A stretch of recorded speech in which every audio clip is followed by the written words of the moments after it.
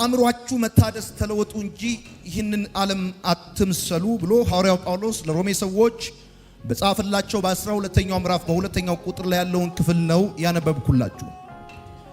ተወደደም ተጠላም ለውጥ በሰዎች ሕይወት ውስጥ የሚከናወን ጉዳይ ነው። ብትፈልጉም ባትፈልጉም በሕይወት እስካላችሁ ድረስ በለውጥ ሂደት ውስጥ ማለፋችሁ የማይቀር ጉዳይ ነው። ዛሬ የምንካፈለው የምንማረው ለውጥን የራስ ማድረግ የሚል ሐሳብ ያለው መልእክት ነው። ስለዚህ የምጽፉ ሰዎች ለውጥን የራስ ማድረግ በእርግጠኝነት በሕይወታችን፣ በአገልግሎታችን፣ በኑሯችን፣ በመንገዳችን በምንፈልገው ሁሉ አቅጣጫ ለውጥን የማንፈልግ ሰዎች አለን ብዬ አላስብም። ለውጥን ብትፈልጉትም ባትፈልጉትም በሕይወታችሁ ግን የሚሆን ጉዳይ እንደሆነ ማወቅ በጣም አስፈላጊ ነው። ልለወጥ ብላችሁ ብትሉ መልካም የሆነን የለውጥ ሕይወት በሕይወታችሁ ውስጥ ትፈጥራላችሁ። አይ ባትፈልጉና ባትዘጋጁ ደግሞ አሉታዊ የሆነ ለውጥ በሕይወታችሁ ይሆናል። ለውጥ በሁለቱም አቅጣጫ በሕይወታችን ውስጥ ይሆናል። ለምሳሌ ሰው አስቦበት ስንዴ ዘርቶ ስንዴ እንደሚያጭድ፣ ሰው ሳያስብበት አረም እንደሚበቅል፣ ይሄ ኔጌቲቭ የሆነው አሉታዊ የሆነው ነገር ብታስቡበትም ባታስቡበትም ባይ ዲፎልት በሰዎች ሕይወት ውስጥ ይሆናል። ዋናው ጉዳይ ምንድነው? ስለ ለውጥ ማሰብ ያለብን ይሄ ልክ እንደ አረም የሆነው የእናንተን ኢነርጂ የእናንተን አቅም ሳይፈልግ በራሱ የሚከሰት ጉዳይ በሕይወታችን አድጎ እንዳያንቀን ተገቢውን የሆነ ለውጥ በሕይወታችን ውስጥ እንዲሆን ማድረግ ከኛ የሚጠበቅ ጉዳይ ስለሆነ፣ ስለዚህ በእርግጠኝነት ማወቅ ያለባችሁ ጉዳይ ይሄንን ነው። ወደዳችሁም ጠላችሁም ለውጥ በሕይወታችን ውስጥ ይሆናል። መጽሐፍ ቅዱስ ስለ ለውጥ ሲያነሳ የሚያነሳው በሶስት አቅጣጫ ነው። አንደኛው በአእምሮ ስለመለወጥ ነው። ሁለተኛው ቆሮንቶስ መጽሐፍ ላይ ያለው በመንፈስ ስለመለወጥ ነው። ከክብር ወደ ክብር እንለወጣለን የሚለው ሐሳብ ነው። ሶስተኛው ደግሞ አካላዊ ለውጥ ነው። የእግዚአብሔር ቃል ስለ ለውጥ ሲነግረን የሚነግረን ሁለቱ መሰረታዊ ለውጦች ከሶስቱ ማለት ነው። አንደኛው በአእምሮ መለወጥ ነው፣ በአእምሮ መታደስ ነው። ሁለተኛው ከክብር ወደ ክብር እንለወጣለን የሚለው በመንፈስ መለወጥ ነው። ሶስተኛው የአካል መለወጥ ነው። ስለዚህ የእግዚአብሔር ቃል የሚነግረን ከሶስቱ ለውጦች ውስጥ ሁለቱ ለውጥ የኛ የሥራ ድርሻ እንደሆነ ነው፣ የኛ ኃላፊነት እንደሆነ ነው። በአእምሮአችን ተለወጡ ነው የሚለው። እግዚአብሔር ይለውጣችኋል አይደለም የሚለው። እናንተ ተለወጡ፣ በአእምሮአችሁ መታደስ ተለወጡ እናንተ። ከዛ ደግሞ ቆሮንቶስ መጽሐፍ ላይ ሲናገር ከክብር ወደ ክብር እንለወጣለን እኛ። እሱ አይደለም የሚለውጠን፣ እኛ የክብሩን ነጸብራቅ እያየን ከክብር ወደ ክብር እንለወጣለን እኛን የምንለወጠው። አካላችንን ነው እሱ የሚለውጠው።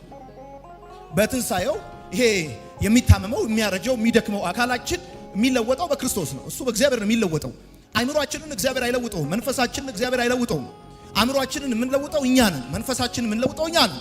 ስለዚህ ለውጥ የማይከናወንበት የማንነት ክፍል የለንም። በአእምሮአችሁ ተለወጡ፣ ከክብር ወደ ክብር በመንፈሳችሁ ተለወጡ። ከዛም ሲቀጥል ደግሞ አካላዊ ለውጥ የሚባል ጉዳይ አለ። ከሶስቱ ደግሞ ሁለቱ ያንቺ ድርሻ ነው፣ ሁለቱ ያንተ ድርሻ ነው።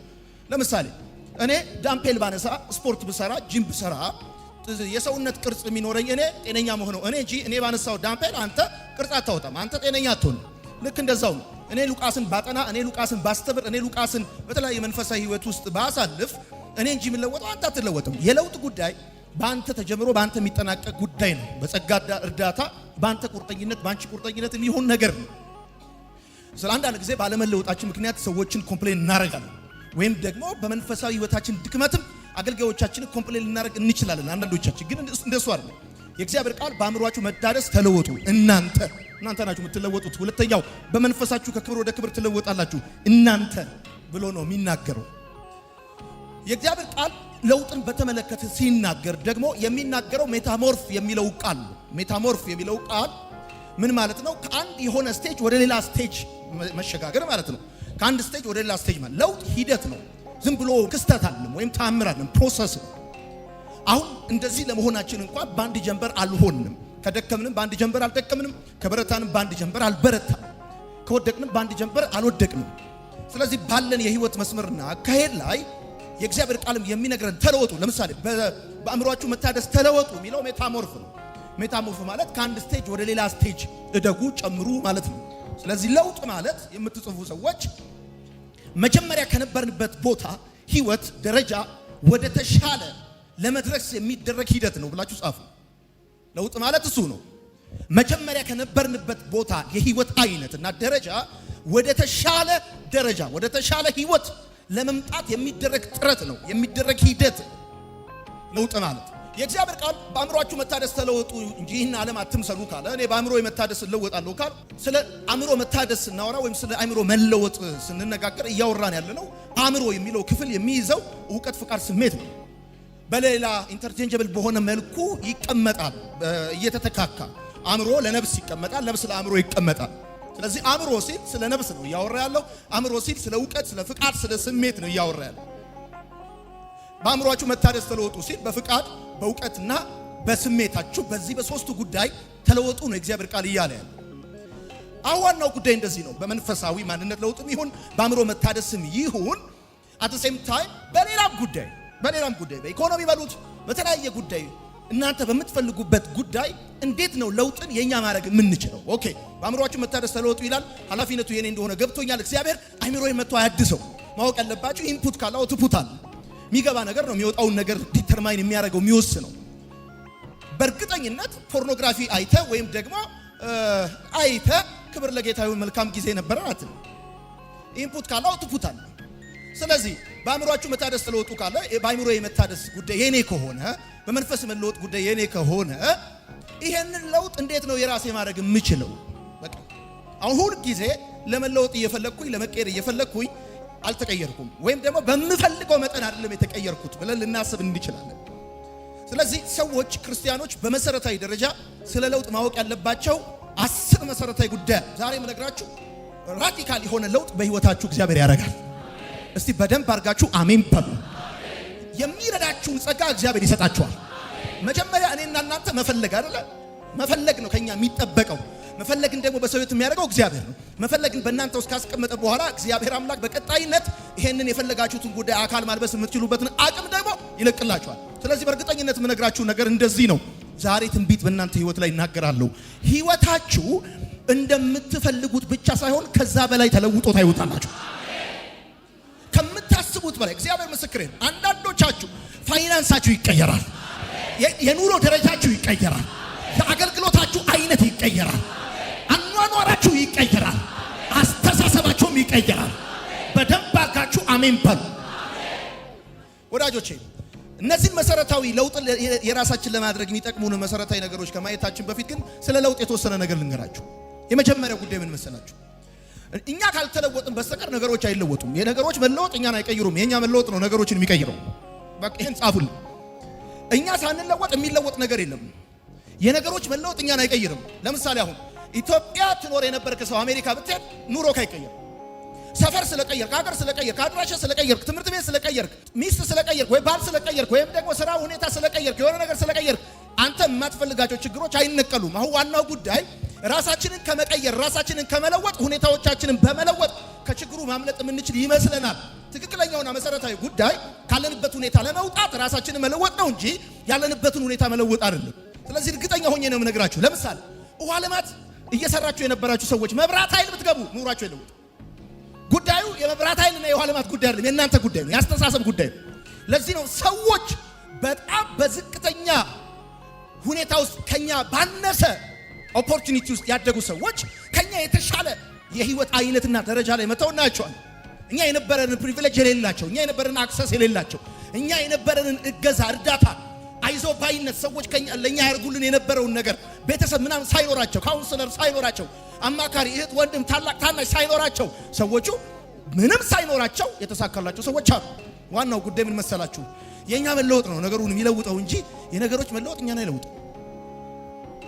100% ነግራችኋለሁ። ገቢያችሁ ከ10 ሺህ ብር 100 ሺህ ብር ቢገባ የህይወታችሁ አይነት አይቀየርም። ምናልባት የወጫችሁ ብዛት ሊለዋወጥ ይችላል። ምናልባት ማኪያቱ የምጠጡበት ቤት ሊቀየር ይችላል። እናንተ ግን አትቀየሩ። ስለዚህ በዋነኛነት እሱን እንድትይዙልኝ እፈልጋለሁ። ሌላው በደንብ አድርጋችሁ ስሙኝ፣ በደንብ አድርጋችሁ ሌላው እናንተ ናችሁ ወደ ለውጥ የምትሄዱት እንጂ ለውጥ ወደ እናንተ አይመጣም። ወደ እናንተ የሚመጣው ለውጥ ያ ልክ እንደ አረም ይበቅላል ያልኳችሁ ለውጥ ነው።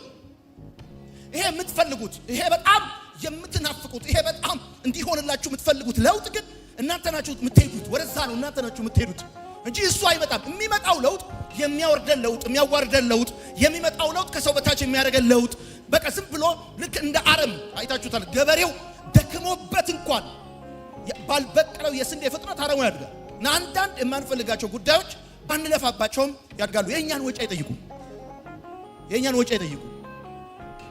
ስለዚህ ይሄንን ለውጥ የኔ እንዴት ነው ማድረግ የምችለው? አንደኛ የኔ ማድረግ የምችለው ለውጥን አሁኑኑ በመጀመር ጻፍ። አሁኑኑ ያንን የምትፈልገውን ለውጥ ጉዳይ አሁኑኑ ጀምረው። ቀጠሮ መስጠት የለብህም። ቆይ የሚቀጥለው ዓመት። አሁን ብዙ ጊዜ ለመለወጥ ስናስብ ታውቃላችሁ እንቁጣጣሽን እንቀጥራለን። በቃ አሁን እንደውም አንደኛችንን ይሄን ክረምት እንደሚሆን ኖረን ልክ አዲስ ዓመት ላይ እንደውም በቃ እንለወጣለን፣ ለፋሲካ እንለወጣለን፣ ለልደቴ እንለወጣለን ያሉ ሰዎች ብዙ ነን። በቃ እንደውም በልደቴ አሁን 38 ሲሞላ በቃ ስንል 48 ሊሞላን አሁን ሩብ ጉዳይ ቀር። የመጀመሪያው ነገር ለውጥን የራሳችሁ ማድረግ ከፈለጋችሁ ለውጥ የሚጀምረው አሁን። ነገ አይጀምርም፣ ከነገ ወዲያ አይጀምርም፣ የዛሬ ወር አይጀምርም፣ የዛሬ ሳምንት አይጀምርም። በፍጹም ለለውጥ ቀጠሮ እንዳሰጡ።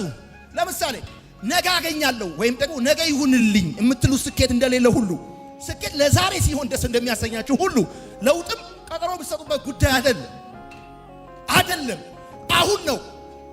አሁን ነው ህይወታችሁ ሊለወጥ የሚችልበትን እርምጃ መጀመር ያለባችሁ አሁን ነው።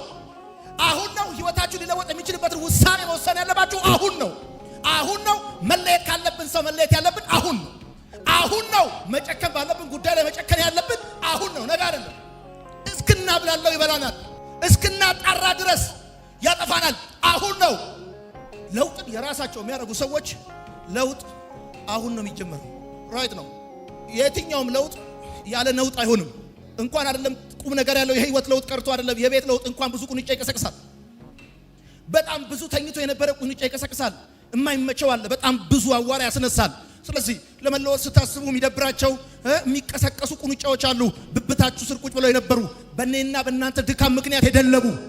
ስለዚህ እነሱ በእኔና በእናንተ ድካም ምክንያት ስትሮንግ የሆኑ አሁን በጣም ብዙ በህይወቴ ጉልበተኛ ያረኳቸው ሰዎች በራሳቸው ጉልበተኛ ሆኖ ሳይሆን የኔ ጥፋት ነው ጉልበተኛ ያረጋቸው፣ የኔ ድካም ነው ጉልበተኛ ያረጋቸው። እኔ ብርቱ በሆን ኖረው እነሱ ጠንካራ አይሆኑም ነበር።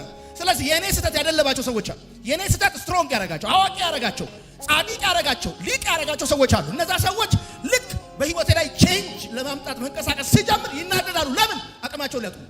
ለምን? ሲያቸው ሊያጡ ነው። ለምን? እኔ ተለወጥኩ ማለት እነሱን የሚያደልባቸው ምንም አይነት ቀጣይ ዊክነስ የለም ማለት። ስለዚህ ምን ላችሁ ፈልጌ ነው፣ ልክ ለመለወጥ ስትወስኑ አሁን ነው መወሰን ያለባችሁ። አሁን ስትወስኑ ደግሞ የማይመቸው አካል እንዳለ ማወቅ አለባችሁ። የሚናደድ የሚበሳጭ አካል እንዳለ ማወቅ አለባችሁ። ከዚህ የተነሳ ከሚናወጥ ከሚበጠበጥ ቆይ ቀስ ብዬ ስሙዝ ኤግዚት አደርጋለሁ አይሰራም። ለውጥ ያለ እንቅስቃሴ አይሆንም። እንቅስቃሴ ካለ ፍሪክሽን አለ። ፍሪክሽን ካለ ደግሞ መጋጋጣል። የትኛውም ለውጥ በነፃ አይመጣም፣ ዋጋ ያስከፍላል። ስለዚህ ብሎክ የምታረጋቸው ላርጋቸው። በቃ ብሎክ እንዳረካቸው ይወቁ። ምን ችግር አለ? ከሊስት ውስጥ እንደቀነስካቸው ቢያውቁ ምን ችግር አለ? ምንም ችግር የለውም። እንደውም መኖራቸው ነው ችግር ያለው። መቀነሳቸው ለአንተም ለነሱም ጥሩ ነው። ከኔ ጋር ናችሁ? ሰላም ናችሁ? ስለዚህ ቆይ ለነገ የሚባል ለውጥ የለም። ጻፋቶች ለምሳሌ ጠላቶቻችን ሊያጠፉን ጊዜ እየሰጡን አይደለ? በጣም ቸኩለዋል። በጣም ነው የቸኮሉት። በጣም ቢዚ ናቸው። ሊጥሉ ሊጠልፉ ሊያዋርዱ የሚፈልጉ ሰዎች በጣም ቢዚ ናቸው። አንደርግራውንድ በጣም ቢዚ ናቸው። ሁለተኛ ከዛሬ መጀመር ነው። በቃ ለምሳሌ በአእምሯችሁ መታደስ ተለወጡ እንጂ እና ለማትምሰሉ አለ መጽሐፍ። በእውቀት በፍቃድ በስሜት በቃ ማንበብ ያለብን ዛሬ ነው። ማንበብ መጀመር ያለብን፣ መማር ያለብን ዛሬ ነው። መማር መጀመር ያለብን በቃ። ሁለተኛ ባለህ ነገር ለውጥን መጀመር። ጻፉ። ባለህ ነገር ነው ለውጥን መጀመር ያለብን። ብዙ ሰዎች ለውጥን ለመጀመር በሌላቸው ነገር መጀመር ነው የሚፈልጉት። ቆይ መኪና ስገዛ ሳገባ አንደኛ እንተዋል ይላል።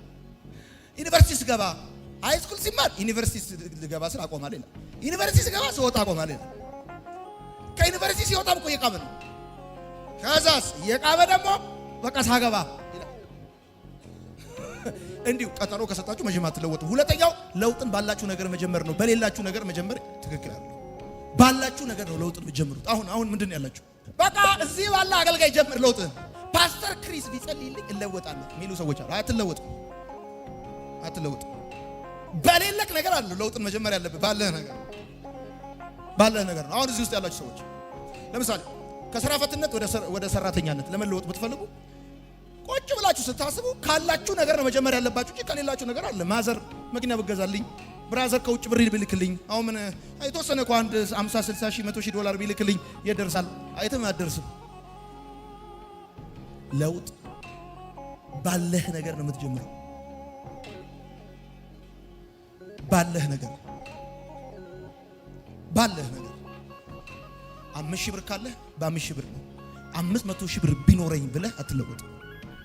ምን ነው ምን ልላችሁ ፈልጌ፣ ይሄ የምትፈልጉት ቼንጅ በፈለጋችሁ ዳይሜንሽን አስቡት። ሜንታሊ፣ ስፒሪቹዋሊ፣ ፋይናንሻሊ በፈለጋችሁ ታስቡት። የምትጀምሩት ባላችሁ ነገር እንጂ የሌላችሁን ነገር በመፈለግ አይደለም የምትለወጡት።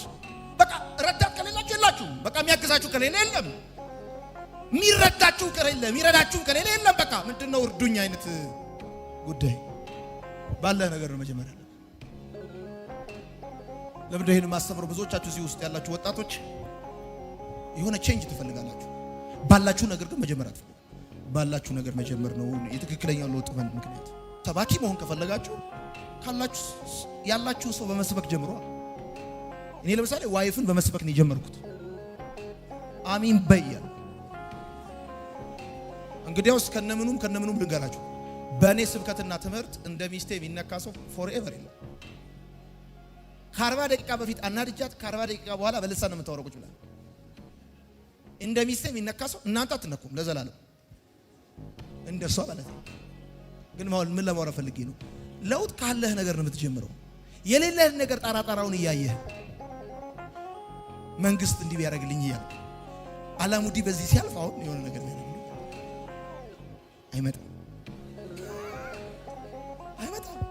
ዘማሪም ከሆንክ ካለህ ነገር ነው መጀመር ያለብህ። ካዝማች ቁጥርም ባይኖረው ችግር የለም። ቁጥሩን እግዚአብሔር ይቁጠረው። ሶስተኛ ለውጥ የምትፈልግ ከሆነ ለውጥን የራስ ማድረግ ከፈለክ ሶስተኛ ከትንሹ ነገር ነው መጀመር ያለብህ። አሁን በጣም ብዙዎቻችን ከትልቅ ነገር ለውጥ የሚነሳ ይመስለናል። ለውጥ ከትልቅ ነገር አይነሳም። ለውጥ ከትንሽ ነገር ነው የሚነሳው። ለምሳሌ ስፒሪቹዋሊን በሉት ሜንታሊን በሉት በፈለጋችሁት አቅጣጫ ያለ ለውጥ ከትልቅ ነገር አይጀምርም። ለምሳሌ 40 ቀን ዘግቼ በቃ ማንንም አልሰማም እኔ እንደውም ካሁን በኋላ ተለውጫለሁ ጸልያለሁ። 40 ቀን ጾም ጸሎት ጸልየ ታቦር ተራራ ላይ ጸልየ ስትመለስ ሰይጣን እንደውም አዲስ ቤት ሲያይ ብዙ ሆኖ ይገባል እንደሚል ከትንሽ ነገር ነው። ከ40 ቀን ጾም ጸሎት ሳይሆን መጀመሪያ ያለበት ከ4 ደቂቃ ጾም ጸሎት ነው። ከ4 ደቂቃ ጸሎት ነው። ከ4 ደቂቃ አባታችሁ ነው በሰማያት የምትኖር ከሚለው ነው መጀመሪያ ያለበት። ከትልቅ ነገር አይደለም ለውጥ የሚጀምረው፣ ከትንሽ ነገር ነው ለውጥ የሚጀምረው። በትንሹ እንዲህ ብላችሁ ጻፉ። የትላልቅ ለውጦች ምክንያት ትንንሽ ነገሮች ናቸው። ከትንንሽ ነገሮች ትልልቅ ለውጦች የትንንሽ ነገሮች ውጤት ናቸው። የትንንሽ ነገሮች ለምሳሌ የአገልግሎት በር እንዲከፈትላችሁ የምትፈልጉ ሰዎች ወይም አገልጋይ መሆን የምትፈልጉ ሰዎች ከትንንሽ ነገር እንደሚጀመር እኔ ምስክር ነኝ። እኔ አገልግሎት ሲጀምር ለሲኒየር አገልጋዮች አብሬያቸው ሄዳለሁ። ቦርሳቸውን ይዛለሁ፣ መጽሐፍ ቅዱስ ይዛለሁ። የመዝጊያ ጸሎቱን ጸልይ ብሎ ይሰጡኛል። የመክፈቻ ጸሎቱን ጸልይ ብሎ ይሰጡኛል። አንዳንዶቻችሁ እንደተጠመቃችሁ እዚህ ጋር መጣችሁ ማይክ እንደሰጣችሁ የምትፈልጉ ሰዎች አልሰጣችሁም። በደምብ ስሙ። ለዘላለም ነው አልሰጣችሁ። እኔም እንደተጠመቁ አይደለም የመጣሁት። ትልልቅ ለውጦች ከትንንሽ ነገር ነው የሚጀምሩት። ይሄን ያዙልኝ። ይዛችኋል ወይ?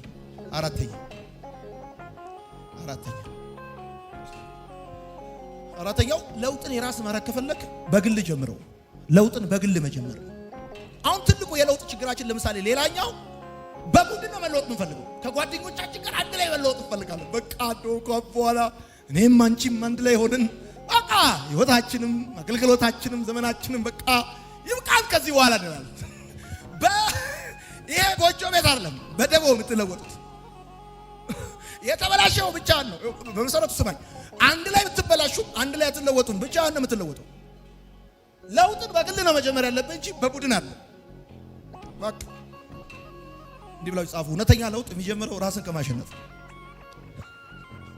አንዳንድ ወጣቶች ለምሳሌ አስተምራቸውና ተለውጠው ምናምን በቃ ተለውጫለሁ፣ ዓለም በቃኝ፣ ዓለም ደህና እኚህ ምናምን ብለው ቻው ብለው የሙሉ ቀን መዝሙር ዘምረው በቃ ብለው ወደ ቤት ሄዳሉ። ቤት ሄዱና ጭራሽ ብሶባቸው አገኛቸው። ምን ሆናችሁ ነው ስል በቃው ተለውጫለሁ ብዬ መጣሁ። ከዛስ ጓደኞቼ እንለወጥ ልላቸው ሄድኳል። ሺሻ ቤት ሊጠራቸው ለምንድን ነው አንለው? ከዛ በር ላይ ቆሞ አስጠራቸዋል። ኑ ውጡ፣ ኢየሱስ ክርስቶስ ይፈልጋቸዋል፣ ኑ ውጡ ድሞቼ ነው በጨለማ እስከ መቼ ምናምን አልኳቸው። ቆሜ ተበኳቸው። አይገርምም ምናምን ብለው ስለ ለውጥ የተነጋገሩ አለ። በቃ እሺ እቺን የያዝናትን እስክንጨርስ ድረስ ለምን እናትቀመጥም አሉኛል። የያዟትን እስኪጨርሱ ተቀመጥኳል። ትዝታ በፖስታ ልኬልሻለሁ እንዳለው ትዝታው ተቀሰቀሰ። ከነሱ ብሶ ቁጭ አጠገባችሁ ያለውን እዩት። ለውጥ በቤተሰብ አይሰራም በሉት።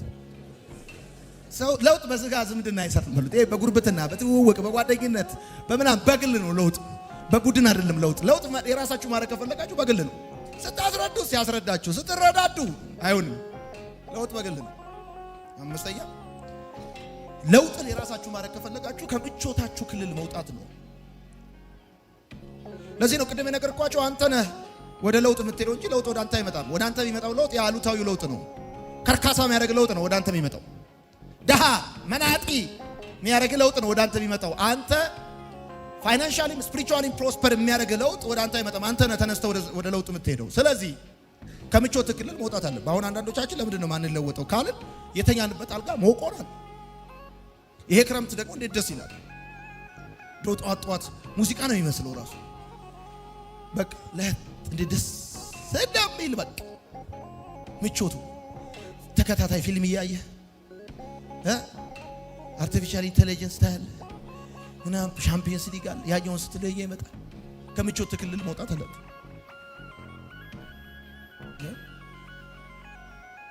ሚከራይ ሚዜ መስለህ ሙሽራ መስለህ ጸጉርን አፈርዘህ ምናምን አይደለም የምትለወጠው። አፈር መስለህ አፈር ለብሰህ ነው የምትለወጠው። ሰንዴ ብዙ መሆን ከፈለገች ማለት ነው። አሁን አንዳንዶቻችሁ እጃችሁ እንዴት እንደሚለሰልስ ከምቾታችሁ ክልል መውጣት አለባችሁ። ለምሳሌ ትችቶችን መቋቋም መቻል አለባችሁ። አሁን አንዳንዶቻችሁ የማትለወጡት ለምንድን ነው? አዳዲስ ነገር የማታደርጉት ለምንድን ነው?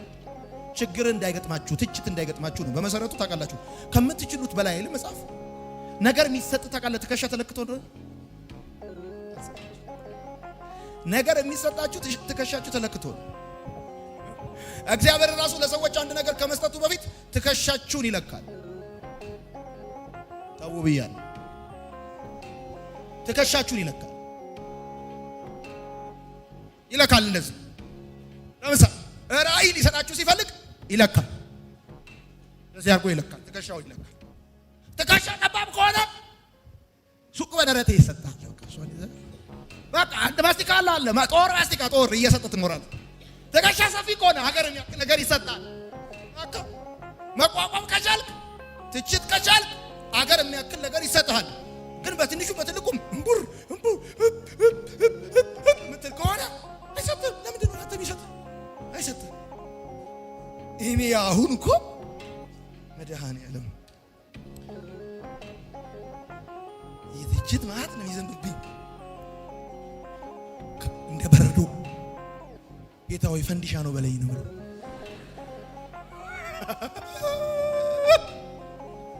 ከሳሽ የተከሳሽ ልብ ቢያውቅ ኖሮ ከቤቱ አይወጣም ነበርና ቢያውቅ ኖሮ ከቤቱ አይወጣም። ኤኒዌይስ ግን ከምቾት ክልል አሁን አንዳንዶቻችሁ በቃ ማንም እንዲናገራችሁ ከማንም ጋር መነካካት አልፈልግም ምናምን ትላለች። ማንም ሰው እንዲነካኝ በቃ እዛው ጥግሽን ይዘሽ ትቀመጫለሽ። ታሪክ ሂስትሪ አሰሪም ታሪክ አትጽፊም። እኛ ታሪክ ምን ጽፈው እኛ ዝም ብለሽ ሎሽን ተለቅልቀሽ ባለ ታሪክ አትሆኝም። ደምተን ነው፣ ቆስለን ነው። ብዙ ስክራች ሱሬን ባወልቀው ወይም ጀርባዬን ባወልቀው ብዙ ስክራች እንዳለበት የስፖርት ተጫዋች ነው እንጂ ያለ ስክራች ያለ ጠባሳ ያለ ምናምንም እንዴት ታሪክ ይመጣል? ከየት ይመጣል ታሪክ? ታሪኳ ካልሆነች በስተቀር እንዴ አንድ ሰዎች አሉ ቸርች ውስጥ በቃ ከመነቃቃት እኔ ምናምን በቃ እዛው ቁጭ በይ የወርቃል ለብሽ ወረወርልሻል። መጽሐፍ ሲናገር እንደዚህ ያለ ዘር ለዘሪ መብልን ለበላተኛ ትሰጣለህ። ዘር ለበላተኛ አይሰጥም። ዘር የሚሰጠው ለዘሪ ነው። አንተ ገበሬ ከሆንክ ዘር ይሰጣል። በላተኛ ከሆንክ ምግብ ይሰጣል። አንተ በላተኛ ከሆንክ ፋብሪካ አይሰጥም፣ እንድትበላው ነው የሚሰጥህ። ብላው ብሎ ፋብሪካ አይሰጥም። እግዚአብሔር ለማን ፋብሪካ መስጠት እንዳለበት ያውቃል። ለማይበሉ ሰዎች ነው የሚሰጠው፣ ለሚያበዙ ሰዎች ይሰጣል። ይሰጣቸዋል። ፎቅ በፎቅ ያደርጉታል፣ አገሩን ጠቅላላ ያርሱታል። አንተ ደግሞ ትበላለህ። ከማንም ጋር መነካካት አትፈልግም አንተ። ለውጥ ከምቾታችሁ ክልል ወጣችሁ። አንዳንዶቻችሁ ጥፍራችሁ እንዳስረዘማችሁ በቃ እንዳስረዘማችሁ እንኳን አይደለም ለመቆፈሪያ ሞባይል ለማንሳት እንኳን ወንድማችሁ የሚያቀብላችሁ ወንድም ሱሪ ለማውለቅ ቤተሰብ የሚያወልቅላችሁ ከዛ ሰው በየስም ቃስ በርልኝ በየስም እዛው ጥፍርሽን ስበሪና ታሪክሽ ይቀየራል ይልሻል የሰራዊት ጌታ እግዚአብሔር። ዛሬ ጥበብ ጠርታኛለች። አሚና እውነቴን እኮ አንዳንዱ ጥበብ